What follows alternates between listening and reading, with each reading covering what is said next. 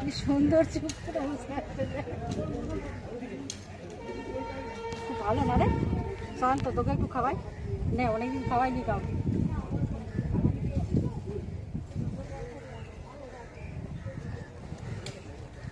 দুই বোন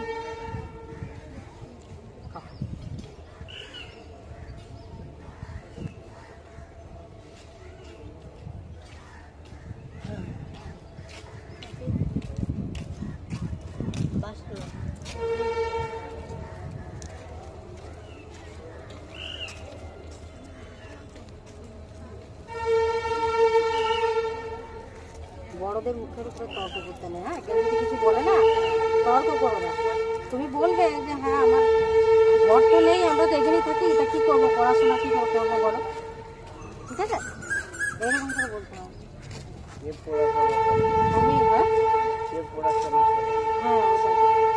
পড়াশোনা করে না, এরা জান করে করে আমার কাছে দিল্লি মাংস হবে আর দিল্লি করতে হবে। পড়াশোনা কোথায় যাবো? ওটা দিদিকে দিই।